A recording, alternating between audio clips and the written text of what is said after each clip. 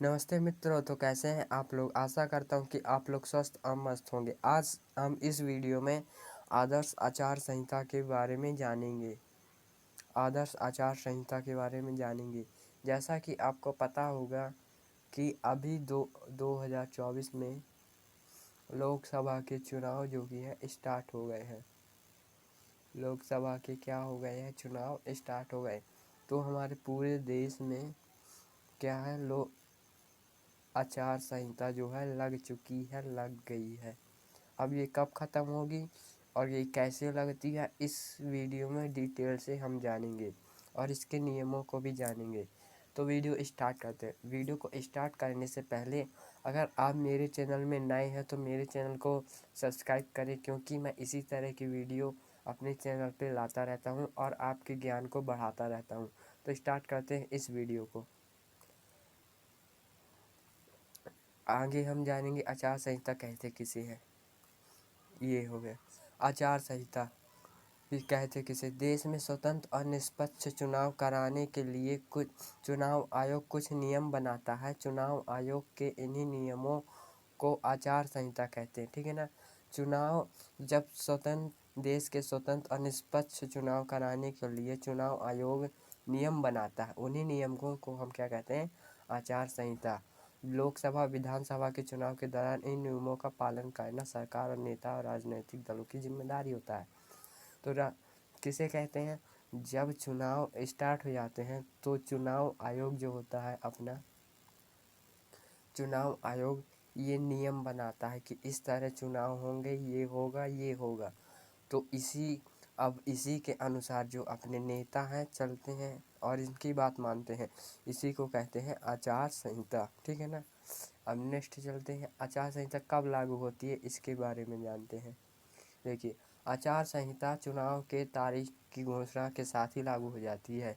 जैसे कि देखिए, अगर किसी ने कहा कि चुनाव आज 2 तारीख से स्टार्ट होंगे, 2 तारीख से चुनाव स्टार्ट होंगे, तो 2 ही तारीख से आचार संहिता लग जाएगी, ठीक है ना। जब चुनाव की डेट फिक्स हो जाती है उसी दिन से आचार संहिता जो है लग जाती है, ठीक है ना। आचार संहिता लग जाती है। देखो, आचार संहिता हर 5 साल में चुनाव होते हैं। अलग अलग राज्यों में विधानसभा के अलग अलग समय पर होते हैं। चुनाव आयोग के चुनाव कार्यक्रमों का ऐलान करते ही आचार संहिता लागू हो जाती है। जब वे चुनाव का कार्यक्रमों का ऐलान करते हैं तो आचार संहिता साथ में लागू हो जाती है।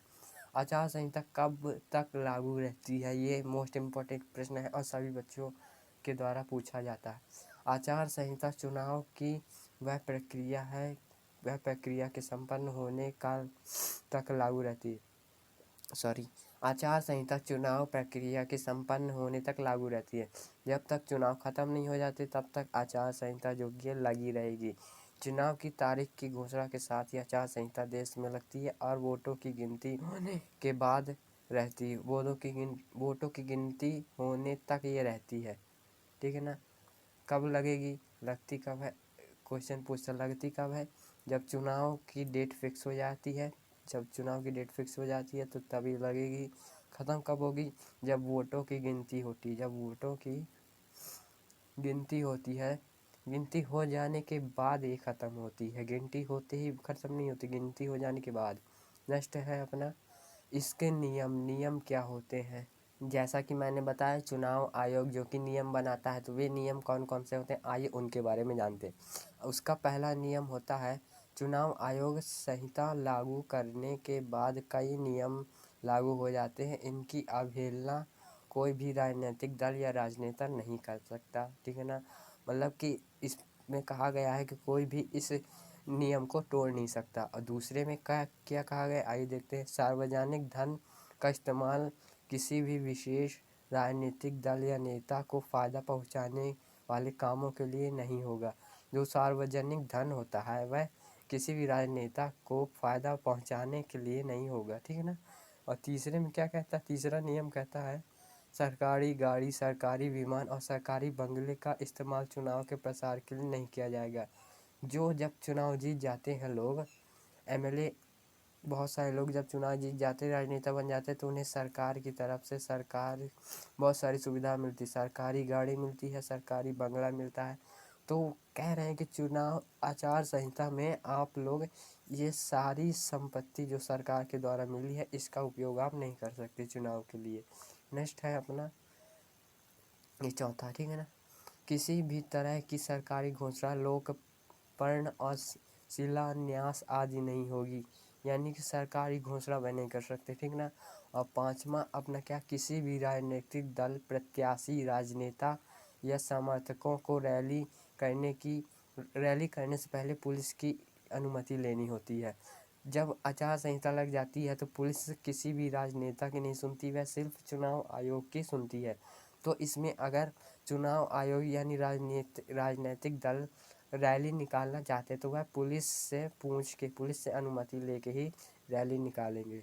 अब छठवां क्या हुआ, किसी भी चुनावी रैली के धर्म या जाति के नाम पर वोट नहीं मांगेंगे, ठीक है ना। जब रैली निकालेंगे पुलिस से पूछ कर, तो वह किसी भी लोगों से धर्म या जाति के आधार पर वोट नहीं मांगे कि आप इस धर्म के हैं तो आज मुझे वोट दीजिए, आप इस धर्म के तो मुझे वोट दीजिए, इस तरह वो वोट नहीं मांग सकते।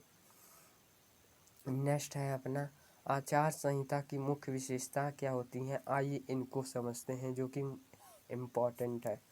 आचार संहिता की मुख्य विशेषता निर्धारित करती है कि राजनीतिक दल निर्वाचन लड़ने वाले अभ्यर्थियों और सत्ताधारियों दलों को निर्वाचन प्रक्रिया के दौरान कैसे व्यवहार करना चाहिए, अर्थात निर्वाचन प्रक्रिया बैठकें आयोजित करने, शोभा यात्राओं, मतदान दिवस गतिविधियों तथा सत्ताधारी दल के कामकाज इत्यादि के दौरान उनका सामान्य आचरण कैसा होता है।